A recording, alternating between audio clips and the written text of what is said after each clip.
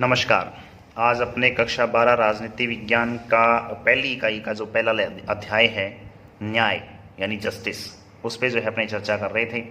तो अपने जो है प्राचीन काल में जो न्याय संबंधी जो प्रमुख जो विचारक हैं जिन्होंने न्याय के ऊपर जो है अपनी कुछ बातें बताई हैं उनके ऊपर जो है अपने चर्चा कर रहे थे। तो सबसे पहले जो है यूनानी दार्शनिक जो प्लेटो जो थे उसके बारे में अपने पढ़ा है कि उसने किस तरीके से न्याय के ऊपर जो है अपने विचार प्रकट किए हैं। तो आज अपने उसी के शिष्य अरस्तु के बारे में जो है अपने उस अरस्तु के द्वारा दिए गए न्याय संबंधी जो विचार हैं उसके ऊपर जो है अपने पढ़ते हैं। तो अरस्तु के बारे में जो भी उसने जो भी एक प्रकार से न्याय या कंसेप्ट दी है एक प्रकार से जस्टिस की, तो उस विचार के बारे में जो अपने अध्ययन करते हैं। शुरू करते हैं आज का टॉपिक, अरस्तु के न्याय संबंधी विचार। तो लिखा कि प्लेटो के शिष्य अरस्तु के अनुसार न्याय का सरोकार मानवीय संबंधों के नियमन से है। यानी मानवीय संबंधों का यदि नियमन कर दिया जाए, उनको नियमों में बांध दिया जाए मानवीय संबंधों को, तो वो अपने आप में न्याय एक प्रकार से हो जाता है।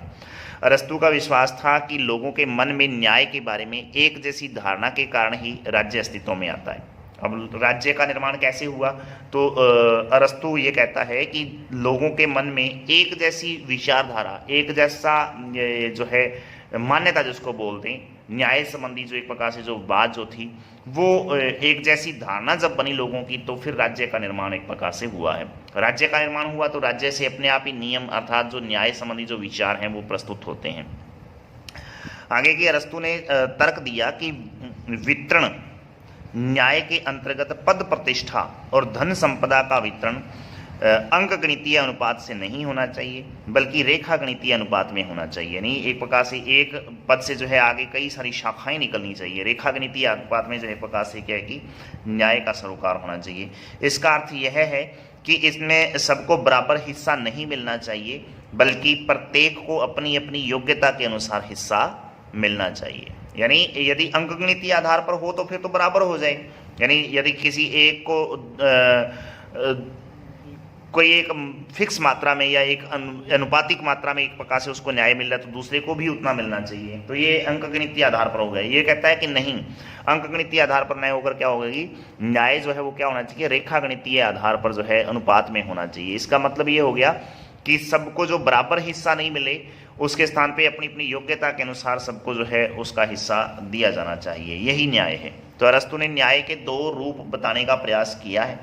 वो कहता है कि दो रूप होते हैं न्याय के, जैसे नंबर एक आता है वितरणात्मक या फिर राजनीतिक न्याय जो है, डिस्ट्रीब्यूटिव जस्टिस जो है एक प्रकार से, अर्थात एक ऐसा न्याय जिसको वितरणात्मक तरीके से या राजनीतिक तरीके से जो है प्रकट किया जाता है। जैसे वो कहता है कि अरस्तु वितरणात्मक न्याय के अंतर्गत शक्ति एवं संरक्षण का वितरण व्यक्ति की योग्यता और उसके योगदान के अनुरूप करने की बात कहता है। वह आनुपातिक समानता का पक्षधर है। उसके अनुसार उन्हीं लोगों को शासन की बागडोर सौंपी जानी चाहिए जिनमें न्याय शासन या जिसमें शासन करने की योग्यता और क्षमता हो। और ये बिल्कुल सही है। यानी एक ऐसा व्यक्ति जिसको न्याय चलाना आता हो, शासन चलाना आता हो और उसकी योग्यता और जो क्षमता है एक प्रकार से उसी प्रकार उस क्षमता को पूरा करने वाले व्यक्ति को ही जो है शासन की बागडोर सौंपी जानी चाहिए। आगे है कि समानता की इस अवधारणा के अनुसार लाभ और उत्तरदायित्व व्यक्ति की क्षमता और उसके सामर्थ्य के अनुपात में ही होना चाहिए।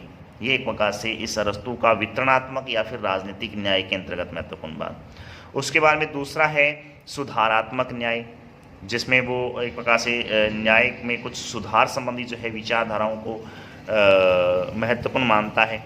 जैसे कहता है कि अरस्तु का सुधारात्मक न्याय से तात्पर्य ऐसे न्याय से है जो नागरिकों के अधिकारों की अन्य व्यक्तियों के द्वारा हनन की रोकथाम पर बल देता हो।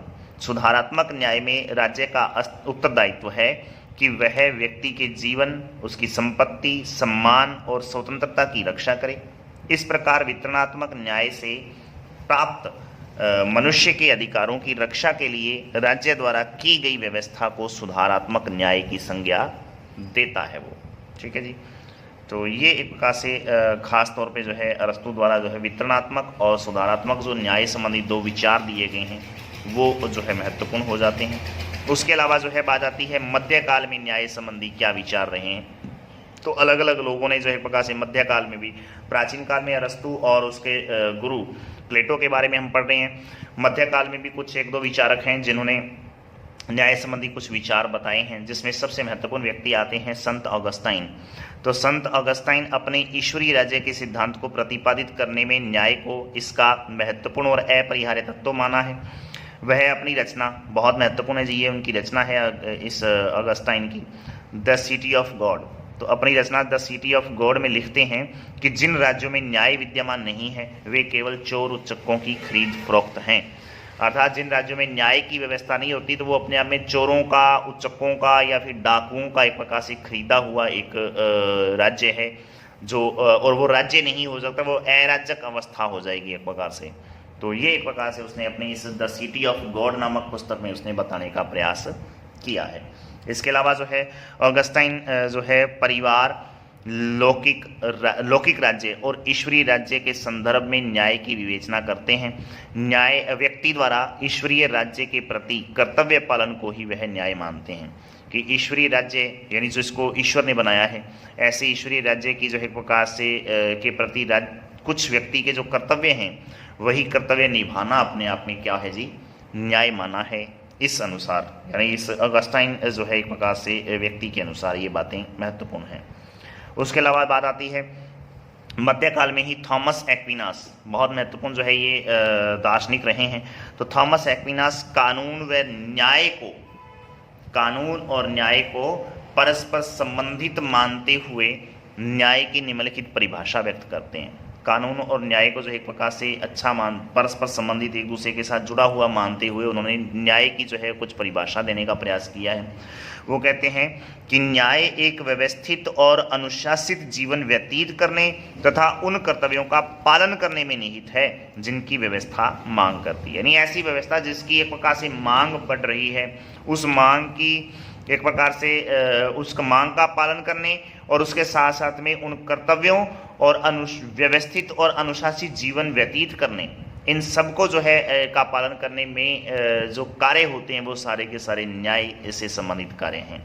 तो न्याय एक व्यवस्थित और अनुशासित जीवन व्यतीत करने और उसके साथ साथ में उन कर्तव्यों का पालन करने में न्याय होता है जिनकी व्यवस्था द्वारा मांग की जाती है। इसका मतलब ये हो गया कि थॉमस एक्विनास समानता को न्याय का मौलिक तत्व मानते हैं। बहुत महत्वपूर्ण है ये, समानता को जो है वो महत्वपूर्ण मानते हैं। यदि समानता होगी तो अपने आप ही जो अपने आप में जो है न्याय प्राप्त होता चला जाएगा। तो ये खास बातें हैं जो मध्यकाल में जो है इन दोनों विचारकों की। अब देखो यहाँ पेपर में जो प्रश्न है वो किस तरीके से आ सकता है। पहला प्रश्न तो ये है कि जो प्राचीन काल में जो न्याय संबंधी जो विचारक है उसमें प्लेटो और अरस्तु, इन दोनों पे अलग अलग पेपर में प्रश्न पूछा जाता है कि प्राचीन काल में प्लेटो द्वारा जो दी गई न्याय की जो बातें हैं, न्याय की जो एक प्रकार से सिद्धांत है उसके बारे में वर्णन कीजिए, या फिर अरस्तु के न्याय संबंधी प्रमुख विचारों का उल्लेख कीजिए। तो उसने दो प्रकार के वितरणात्मक और सुधारात्मक जो न्याय बताए हैं, तत्व बताए हैं, उसके बारे में पेपर में पूछा जाता है। मध्यकाल में यदि न्याय संबंधी विचारों पे प्रश्न आता है तो वो आपसे कुछ नहीं पूछेगा, सिर्फ एक प्रश्न है कि मध्यकालीन न्याय संबंधी विचार प्रस्तुत करने वाले दो विचारकों के नाम लिखिए। सीधा प्रश्न यही पूछा जाता है, एक या दो विचारकों के नाम आपसे पूछा जाता है। तो मध्यकाल के जो है न्याय संबंधी विचारकों में एक तो संत ऑगस्टाइन और दूसरा जो है थॉमस एक्विनास, इन दोनों का जो है आपने नाम याद रखना है। इनके अलावा जो है मध्यकाल से संबंधित जो प्रश्न पेपर में प्रश्न जो है इसके ऊपर जो है कुछ नहीं आएगा, ना इनकी परिभाषा पे प्रश्न आता है, ना ही जो है एक प्रकार से इनके विचारों पे प्रश्न आएगा। खास बात एक ही है कि मध्यकाल में न्याय संबंधी विचार प्रस्तुत करने वाले जो कौन कौन से दो विचारक हैं या दो विचारकों के नाम लिखिए। इसके अलावा जो है प्रश्न मध्यकाल में जो है नहीं बनता है।